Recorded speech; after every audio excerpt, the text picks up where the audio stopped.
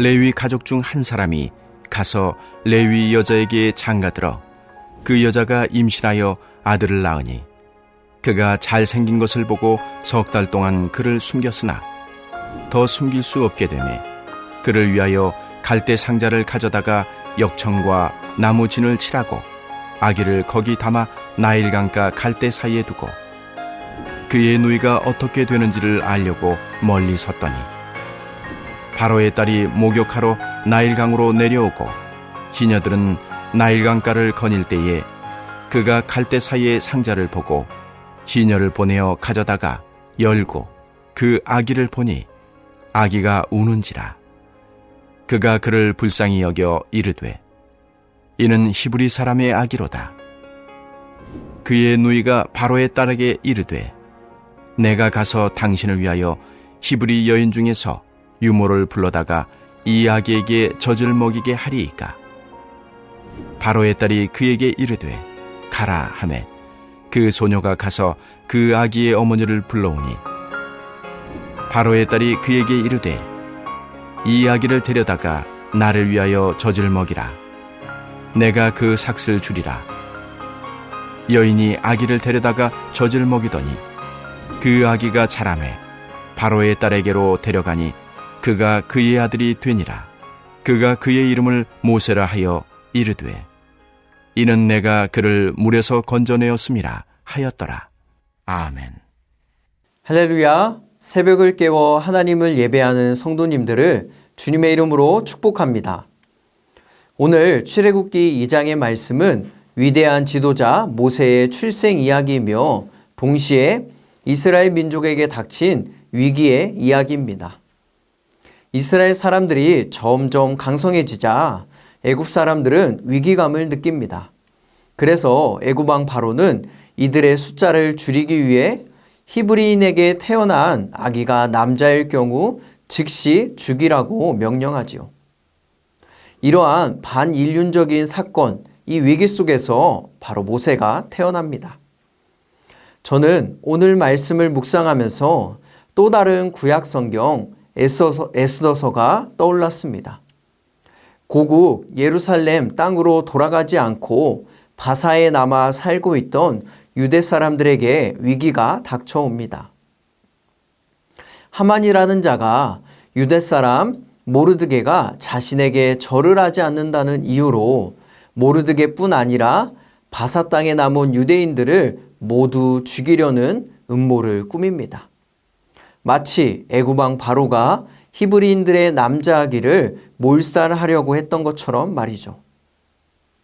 하지만 여러분, 우리가 잘 알고 있듯이 모르드게를 죽이려고 준비한 교수대에 하만이 달려 죽고 유다 사람들은 죽음의 위협 속에서 구원을 받습니다. 유대인들의 승리로 끝이 나지요. 이때 에스더서를 가만히 살펴보면 이 사건 속에 하나님은 단 한 번도 등장하지 않는다는 것을 우리는 발견할 수 있습니다. 하나님의 이름이나 그리고 심지어 하나님이라는 단어조차 여러분 나오지 않습니다. 마치 우연처럼 에스더가 왕비로 선택되고 또 그녀의 사촌 모르드게가 우연히 왕을 암살하려는 음모를 저지합니다. 또 왕은 우연히 적절한 시기에 모르드게의 상소문을 읽습니다. 얼핏 보면 우연의 연속인 것 같지만 사실 이 모든 것은 우연이 아니라 하나님의 섭리 가운데 일어난 하나님의 역사입니다.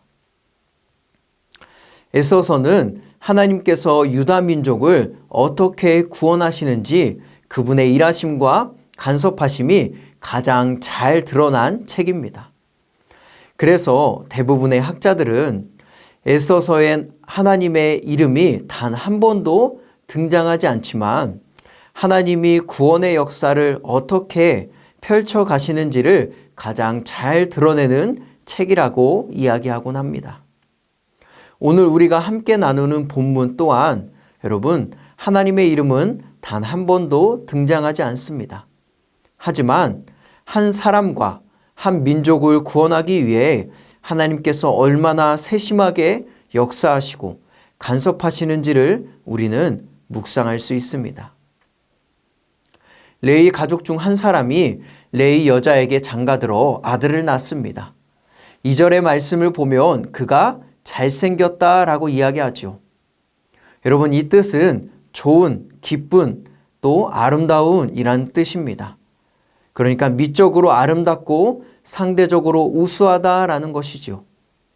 그런데 이때 주목할 것은 이 단어가 창세기에서 하나님이 세상을 창조하시고 보시기에 좋았다라고 말씀하셨던 것과 같은 단어라는 것입니다. 그렇다면 그가 잘생겼다라는 뜻은 단순히 미적 아름다움뿐 아니라 하나님의 마음에 흡족한 사람, 보시기에 좋은 사람이라고도 해석할 수 있습니다. 이렇게 하나님이 보시기에 좋은 사람 모세는 태어나자마자 석 달 동안이나 여러분 숨겨져야 했습니다. 혹여 걸리기라도 하면 바로의 명령으로 죽을 수도 있기 때문이죠. 그러다 더는 숨길 수 없으니 할 수 있는 것이라곤 태어난 지 돌도 되지 않은 갓난아기 모세를 강물에 띄우는 것이었습니다. 3절의 말씀을 보니 이렇게 이야기하죠.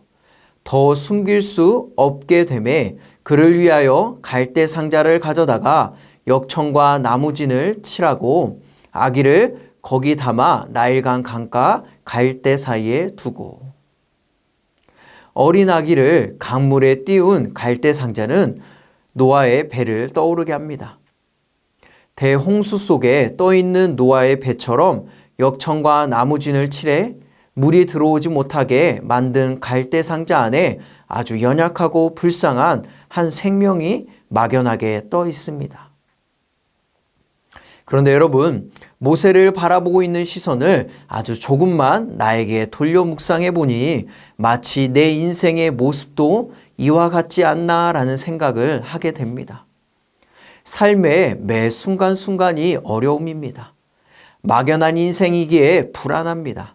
할 수 있는 것이라곤 물 위를 떠내려가는 것 뿐일 때가 참으로 많이 있지요. 우리의 연약함을 마주하게 되고 어려운 현실 앞에 좌절할 때가 있습니다. 그런데 사랑하는 성도님들, 이 가운데에도 우리는 믿음과 소망을 잃어서는 안 됩니다. 4절의 말씀을 한번 함께 읽어볼까요? 그의 누이가 어떻게 되는지를 알려고 멀리 섰더니. 갈대 상자에 담긴 모세가 떠내려갈 때 그의 누이가 어떻게 했습니까? 그 모세가 어떻게 되는지 지켜보았다라고 이야기합니다. 여러분, 어떤 사람이 지켜봅니까? 자포자기하고 모든 것을 놔버린 사람은 여러분 쳐다보지도 않죠. 그런데 지켜봤다는 것은 이들이 하나님을 향해 신랄 같은 소망이라도 가지고 있음을 보여주고 있는 것입니다. 모세의 어머니는 만약 아이가 살게 된다면 어떤 일이 일어날까 은근한 하나님에 대한 기대를 가지고 누이 미리암을 딸려 보낸 것입니다. 사랑하는 성도님들, 믿음은 어려움을 만날 때 드러납니다. 그 진가가 발휘됩니다.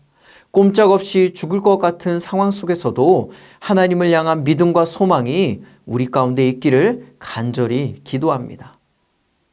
비록 신락 같은 소망일지라도 그것을 붙잡고 주님께 나가는 우리가 되기를 간절히 기도합니다.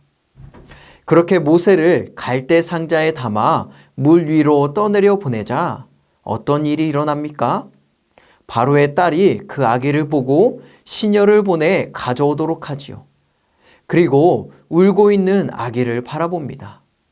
이후의 말씀이 중요합니다. 5절에서 이르기를 열고 그 아기를 보니 아기가 우는지라 그가 그를 불쌍히 여겨 이르되. 바로의 딸이 아기를 불쌍히 여겼다라고 생각할 수 있지만 한 발 더 나아가 생각해 보면 여러분, 강에 떠내려오는 히브리인의 아기가 모세 하나뿐이었을까요? 바로의 딸은 평상시에 아마 많은 이 떠내려가는 아기들을 봤을 것입니다. 히브리 사람들이 또 아기를 버렸구나.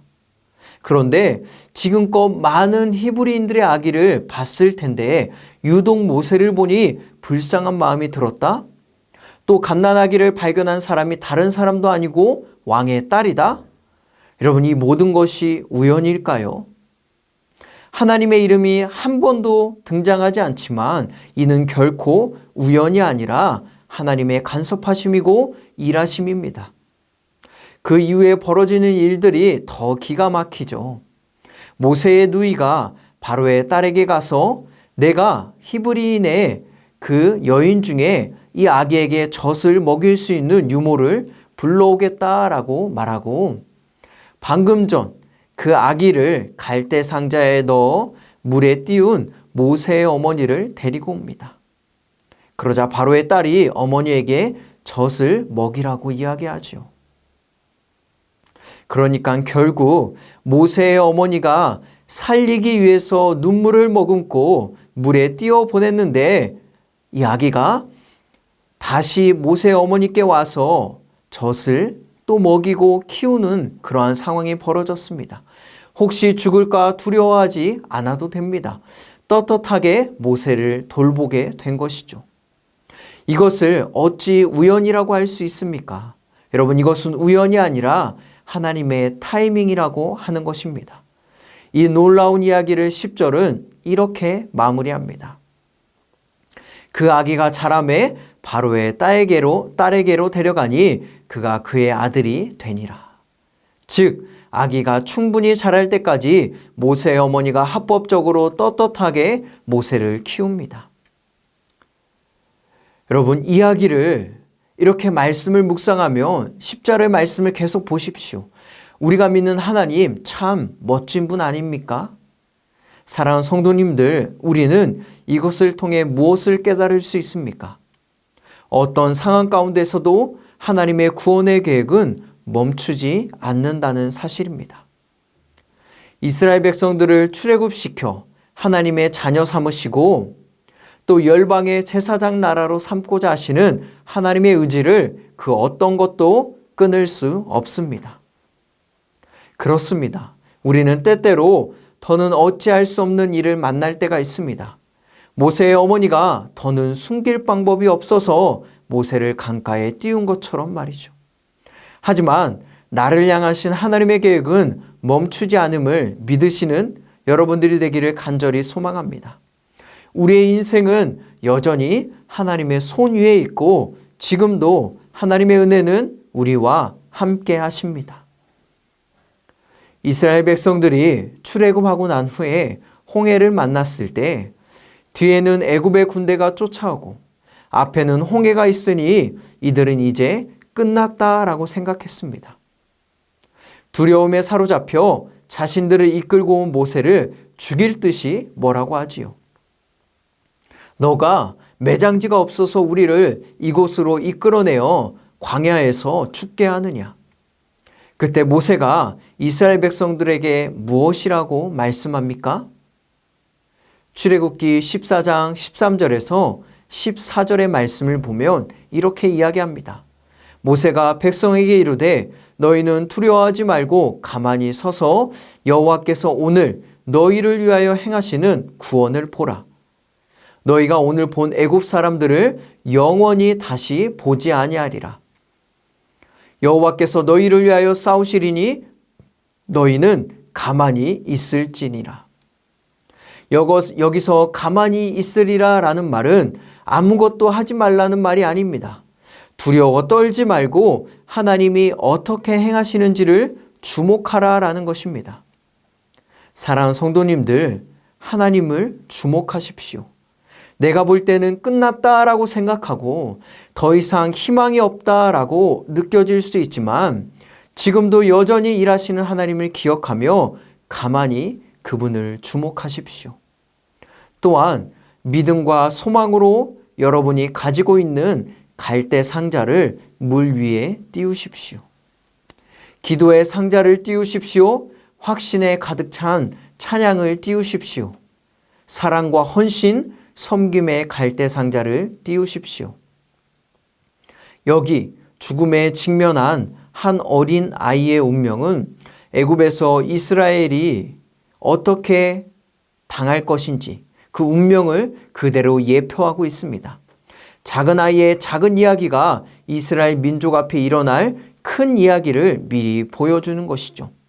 다시 말하면 모세라는 갓난아기를 죽음의 위협에서 구원하시고 바로의 딸의 입양을 보내 그녀의 아들이 되게 한 것처럼 하나님은 이스라엘 백성들을 애굽의 손에서 구하시고 당신의 자녀로 삼으실 것입니다. 그리고 비록 하나님은 보이지 않지만 구석구석 간섭하시고 세밀하게 이끄시며 이들을 인도하실 것입니다. 사랑하는 성도님들, 우리의 인생에 어려움을 만나더라도 두려워하지 마십시오. 무너지지 마십시오. 여러분들을 향한 하나님의 계획은 지금도 여전히 진행 중입니다. 하나님의 이름이 등장하지 않아도, 보이지 않아도 그 하나님을 향한 소망과 믿음을 잃지 마십시오. 하나님을 주목하고 앞으로 힘차게 나아가는 우리 모두가 되기를 간절히 소망합니다. 우리 함께 이 시간에 기도하기 원합니다. 첫 번째, 어렵고 힘든 상황 속에서도 우리를 향한 하나님의 계획은 진행형입니다. 믿음과 소망을 가지고 하나님을 사랑하며 걷게 하소서. 두 번째, 코로나 확진을 받으신 키르기스스탄 이기루 선교사님 부부를 붙들어 주셔서 건강을 회복하게 인도하여 주옵소서. 회복하게 하소서. 우리 주님의 이름 한번 부르고 뜨겁게 기도하겠습니다.